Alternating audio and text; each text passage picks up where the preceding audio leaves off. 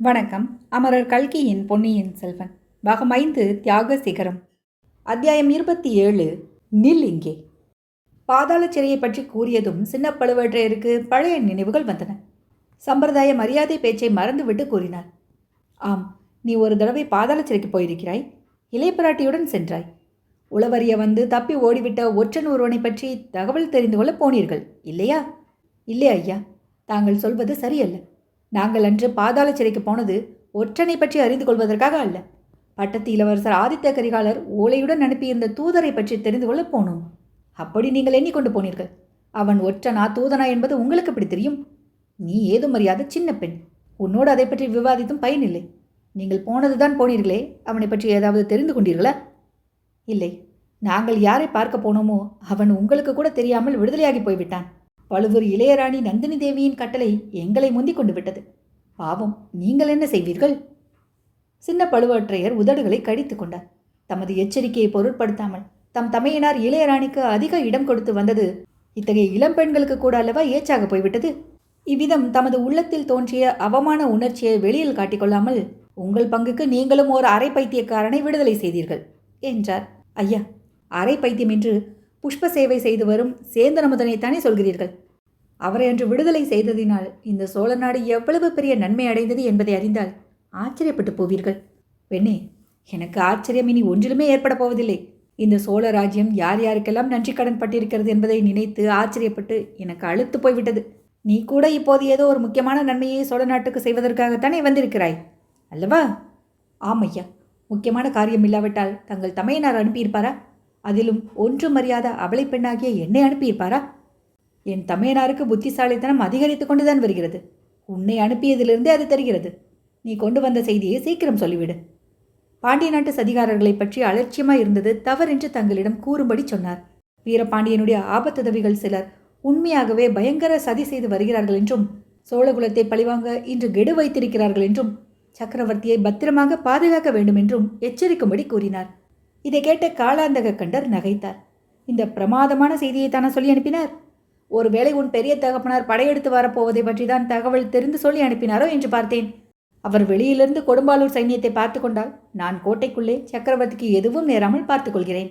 அதை பற்றி அவரும் நீயும் இளையபிராட்டியும் கூட கவலைப்பட வேண்டியதில்லை என்றார்.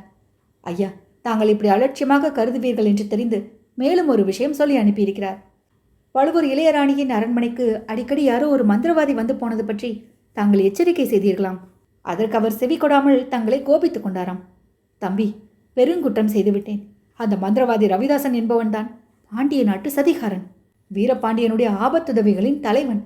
சோழகுலத்தை வேரோடு கருவறுக்க கங்கணம் கட்டி கொண்டிருப்பவன். அவனுடைய ஆள் ஒருவன் இன்றைக்கு சக்கரவர்த்தியின் மீது பழி வாங்க முயல்வான். அலட்சியம் வேண்டாம், சர்வ ஜாக்கிரதையுடன் இருக்க வேண்டும். இதுவே பெரிய பழுவேற்றையர் தங்களுக்கு அனுப்பிய செய்தி. என் கடமையை நான் செய்துவிட்டேன். காலாந்தக கண்டர் சிறிது திகைத்துதான் போய்விட்டார்.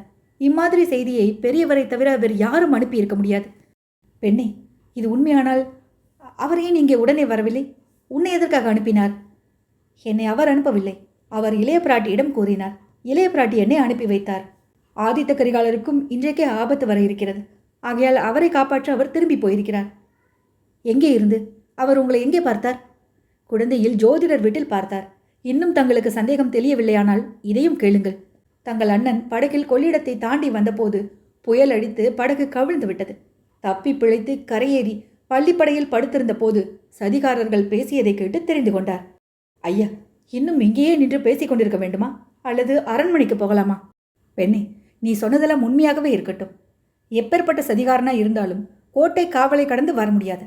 நீ பெண்ணாயிருப்பதனால்தான் உள்ளே வரவிட்டேன். வெளியே இருந்து வர வேண்டும் என்பதென்ன? சதிகாரர்கள் கோட்டைக்குள்ளேயே இருந்து விட்டால் ஒரு நாளும் முடியாத காரியம். சரி, அது தங்கள் பொறுப்பு. என் கடமையை நிறைவேற்றிவிட்டாய். இனி நீ திரும்பி போகலாம். இல்லை ஐயா, என் கடமையில் ஒரு பாதியைத்தான் நிறைவேற்றியிருக்கிறேன். சக்கரவர்த்தியை பார்த்து இளையபிராட்டியின் செய்தியை சொல்லிவிட்டால் முழுவதும் நிறைவேற்றியதாகும். அந்த செய்தியையும் என்னிடமே சொல்லிவிடலாமே.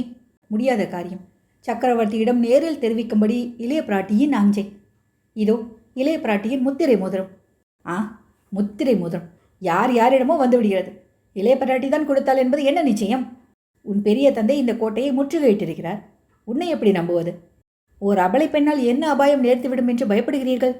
பெண்ணே, பழுவூர் வம்சத்தினர் பயம் என்பதை என்னதென்று அறிய மாட்டார்கள். அப்படியானால் என்னை அரண்மனை வரையில் போக விடுங்கள். தாங்களும் கூட வாருங்கள். இன்றைக்கெல்லாம் சக்கரவர்த்தியின் மனக்கலக்கம் மிகவும் அதிகமாகியிருக்கிறது. அந்த கலக்கத்தை தீர்ப்பதற்குரிய செய்தியுடன் நான் வந்திருக்கிறேன். ஐயா, விஷயம் இன்னதென்று அறிந்தால் என்னை தடுத்து தாமதப்படுத்தியதற்காக தாங்களே பச்சாதாபப்படுவீர்கள். சின்ன பழுவேற்றையர் சிறிது வியப்புக்குறி காட்டி, பெண்ணே, ஒருவேளை சின்ன இளவரசர் பொன்னியின் செல்வரை பற்றி செய்து கொண்டு வந்திருக்கிறாயா என்றார். ஆம் தளபதி. ஆஹா, சின்ன இளவரசர் சுகமாயிருக்கிறாரா? இப்போது எங்கே வந்து கொண்டிருக்கிறார்? அவருக்கு சதிகாரர்களால் அவருக்கு ஆம், பாண்டிய நாட்டு சதிகாரர்களால் அவருடைய உயிருக்கு அபாயம் நேர இருந்தது. ஆனால் கடவுள் அருளால் விபத்தொன்றும் ஏற்படவில்லை. சௌக்கியமாக இருக்கிறார். இது தங்களுக்கு சந்தோஷமளிக்கும் அல்லவா? நல்ல கேள்வி. சின்ன இளவரசர் சௌக்கியமாக இருப்பது பற்றி சந்தோஷப்படாமல் துக்கப்படுவார்களா? வா வா, உன்னோட வீண் பொழுதுபோக்க விரும்பவில்லை. அரண்மனைக்கு வந்து சக்கரவர்த்தியிடம் நேரில் சொல்ல வேண்டியதை சொல்லிவிடு. இவ்விதம் கூறி சின்ன பழுவேற்றையர் தம் யானையை மேலே செலுத்தினார். இளவரசரை பற்றி அறிந்து கொள்ள அவருக்கும் பெரும் ஆவல் உண்டானது. அவருடைய மாப்பிள்ளை மதுராந்தகன் தஞ்சை சிம்மாசனம் ஏறுவதற்கு அருள்மொழிவர்மன் ஒரு போட்டி என்பதாக அவர் என்றும் கருதியதில்லை. சக்கரவர்த்திக்கு அந்த எண்ணமே இல்லை என்பதை அவர் அறிவார். அருள்மொழி தந்தை சொல்லை தட்டக்கூடியவனும் அல்ல. குந்தவை தலையிட்டு ஏதேனும் குளறல் செய்யாமல் இருக்க வேண்டும் என்பதுதான் கவலை. அவள் இப்போது ஏதேனும் சூழ்ச்சி தொடங்கியிருக்கிறாளா என்ன? அருள்மொழியை தன் வசத்தில் வைத்துக்கொண்டு ஏதேனும் தந்தைக்கு தாறுமாறான செய்தி அனுப்பியிருப்பாளா? இளவரசரை பற்றி இந்த கொடும்பாளூர் பெண் உண்மையாகவே செய்து கொண்டு வந்திருந்து சக்கரவர்த்தியிடமும் அதை கூறினால் அவர் அதை நம்மிடம் சொல்லாமல் இருக்க மாட்டார். அருள்மொழிவர்மரின் உத்தேசம் இன்னதுதான் என்று தெரிந்து கொண்டால் அதற்கேற்ப தாம் செய்ய வேண்டியது பற்றி தீர்மானித்துக் கொள்ளலாம் அல்லவா? அச்சமயத்தில் பூதி விக்ரமகேசரி தஞ்சை கோட்டை மீது படையெடுத்து வந்திருக்கும் சதிகார செயலை பற்றியும் சக்கரவர்த்தியிடம் தெரிவித்து விடலாம் அல்லவா? 2 யானைகளும் அரண்மனை வாசலில் வந்து நின்றன. சின்ன பழுவேற்றையர் லகுவாக யானை மீதிருந்து கீழே குதித்தார். இன்னொரு யானை மலை அசைவது போல் அசைந்து மண்டியிட்டு படுத்தது. 2 பெண்களும் யானை பாகனும் கீழே இறங்கினார்கள். வாசல் காவலனை அழைத்து சின்ன பழுவேற்றையர் ஏதோ கூறினார். அவன் அரண்மனையின் முன் வாசலை திறந்து விட்டான். காலாந்தக கண்டருடைய மனதில் அவருடைய தமையனார் சொல்லி அனுப்பியதாக வானதி கூறிய செய்தி உறுத்தி கொண்டிருந்தது. அதை அவர் அலட்சியம் செய்ய பார்த்தும் முடியவில்லை. முக்கியமாக மந்திரவாதி ரவிதாசனை பற்றி அறிந்தது அவருடைய மன அமைதியை மிக குலைத்தது. வீரபாண்டியருடைய ஆபத்துதவிகளை பற்றி அவர் முன்னமே அறிந்திருந்தார். ஆனால் அவர்களுக்கு தஞ்சை கோட்டைக்குள்ளேயே இடம் கிடைத்திருந்தது என்று அவர் அறியவில்லை. பழுவூர் இளையராணி மந்திரவாதியை அழைத்து பேசுவதெல்லாம் பெரிய பழுவேற்றையரை மேலும் மேலும் தன்வசப்படுத்துவதற்காகவே என்று அவர் நம்பிக்கொண்டிருந்தார். அண்ணன் தம்பிகளுக்குள்ளே விரோதத்தை வளர்ப்பதும் அவருடைய நோக்கமாயிருக்கலாம் என்று நினைத்தார். இப்போது இந்த பெண் சொல்வது சிறிது பீதிகரமான செய்தியாகத்தான் இருக்கிறது. ஆயினும் எந்த மந்திரவாதி அல்லது சதிகாரன் என்ன செய்துவிட முடியும்? தம்முடைய அனுமதியின்றி சக்கரவர்த்தியின் அரண்மனைக்குள் ஓர் ஈயும் நுழைய முடியாது. சக்கரவர்த்தி வெளியில் வருவதும் கிடையாது. இருந்தாலும் அரண்மனையை சுற்றிலும் இன்னும் கொஞ்சம் பாதுகாப்பை பலப்படுத்தி வைப்பது நல்லது. புயல் வெள்ளம் என்று சொல்லிக்கொண்டும் முதன் மந்திரியை பார்ப்பதற்காக என்று சொல்லிக்கொண்டும் அதிகம் பேர் 2 நாளாக கோட்டைக்குள் வந்திருந்தார்கள். அவர்கள் எல்லோரும் வெளியில் போய்விட்டார்களா என்று தெரியாது. இன்று பகலில் திடீரென்று கோட்டை கதவை சாத்தியதும் நல்லதாய் போயிற்று. துர்நோக்கம் கொண்டவர்கள், சந்தேகாஸ்பதமான மனிதர்கள் யாராவது இந்த கோட்டைக்குள் வந்திருக்கிறார்களா என்று நன்றாக பரிசோதனை செய்து பார்த்து விடலாம். இவ்விதம் யானை மேல் அரண்மனையை நோக்கி வரும்போதே எண்ணமிட்டு கொண்டு வந்தார். அரண்மனை வாசலில் ஒரு பக்கத்தில் எப்போதும் ஆயத்தமாயிருந்த தம் ஆட்களை சமிஞையினால் அழைத்தார். அவர்களிடம் கோட்டையின் உட்பக்கம் முழுவதும் நன்றாக தேடி சந்தேகாஸ்பதமாக யார் தென்பட்டாலும் பிடித்து கொண்டு வரும்படி கட்டளையிட்டார். பிறகு வேலைக்கார படையாரிடம் அன்றிரவு முழுவதும் தூங்காமலே அரண்மனையையும் சுற்றுப்புறங்களையும் காவல் புரிய வேண்டுமென்று சொல்ல எண்ணி அவர்களுடைய தலைவனை அனுப்பும்படி ஆஞ்ஞாபித்தார். இந்த நிலையில் யானையின் மேல் வந்த பெண்கள் என்ன ஆனார்கள் என்று திரும்பி பார்த்தார். அவர்கள் அப்போது அரண்மனை முன்புறத்து நிலா முற்றத்தை தாண்டி முதல் வாசற்படிக்கு அருகிலே போய்கொண்டிருந்தார்கள். ஆனால் இவன் யார்? அவர்களை தொடர்ந்து போகும் அந்த 3வது உருவம் தலைப்பாகையை பார்த்தால் யானைப்பாகன் மாதிரி தோன்றுகிறது. ஆஹா, யானைப்பாகன் ஏன் தொடர்ந்து போகிறான்? அரண்மனைக்குள் அவனுக்கு என்ன வேலை? சக்கரவர்த்தியிடம்தான் அவனுக்கு என்ன காரியம்? மிக பயங்கரமான ஒரு எண்ணம் அவர் மனதில் மின்னலை போல் தோன்றி சொல்ல முடியாத வேதனையை உண்டாக்கியது. கோபக்கணலையும் எழுப்பியது.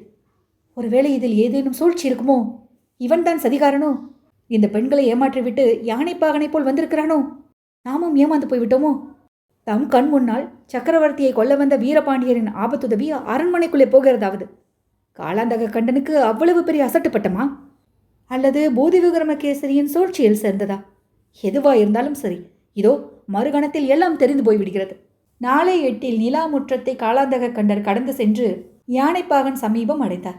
அடே, நில்லிங்கே என்று ஒரு கர்ஜனை செய்தார். நீ ஏன் உள்ளே போகிறாய்?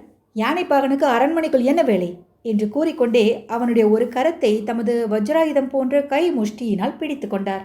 அவருடைய கோபகர்ஜனை குரலை கேட்டுவிட்டு முன்னால் சென்ற இரு பெண்களும் திரும்பி பார்த்தார்கள். அவர்களுடைய முகங்கள் சிறிது பயம், வியப்பு, ஆர்வம் முதலிய உணர்ச்சிகளை பிரதிபலித்தன. அதே சமயத்தில் புன்னகை மலர்ந்தன. வானதி, ஐயா, அவர் அவர் என்று ஏதோ சொல்ல ஆரம்பித்து சிறிது தயங்கினாள். குரோதத்தின் சிகரத்தை அடைந்திருந்த சின்ன பழுவேற்றையர் அவளை திரும்பி பார்க்கவும் இல்லை, அவள் வார்த்தையை பொருட்படுத்தி கேட்கவும் விரும்பவில்லை. யானைப்பாகனுடைய தடுமாற்றத்திலிருந்து அவருடைய சந்தேகம் மேலும் மேலும் உறுதிப்பட்டது.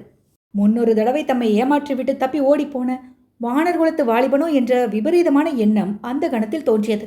மறுபடியும் தம்மை ஏமாற்றிவிட்டு போகலாம் என்று இவ்வளவு துணிச்சலுடன் வந்திருக்கிறானோ? பிடித்தபடியே இன்னும் சிறிது கெட்டியாக்கி கொண்டு சின்ன பழுவேற்றையர், அடை, உண்மையை சொல். நீ யார்? யானைப்பாகன் தானா அல்லது சதிகாரனா? முன்னொரு தடவை என்னிடமிருந்து தப்பிச் சென்ற ஒற்றனா? இம்முறை தப்ப முடியாது என்று சொல்லிக்கொண்டே பிடித்த பிடியை விடாமல் யானைப்பாகன் முகத்தை தம்மை நோக்கி திருப்பினார். அரண்மனையின் முன் மண்டபத்தில் எரிந்த தீபங்களின் வெளிச்சம் லேசாக அந்த யானைப்பாகனின் கம்பீரமான முகத்தில் விழுந்தது. தளபதி, நான் யானைப்பாகன் கூடத்தான். தங்களிடமிருந்து என்றும் தப்பிச் சென்றதில்லை. தங்களிடம் என்னை ஒப்புக் கொடுக்கவே வந்திருக்கிறேன் என்றான் யானைப்பாகன்.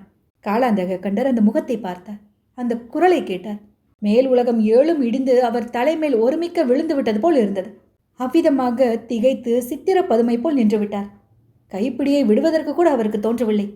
கைப்பிடி அதுவாக தளர்ந்து இளவரசர் அருள்மொழிவர்மரை விடுதலை செய்தது. அத்தியாயம் 27 நிறைவுற்றது.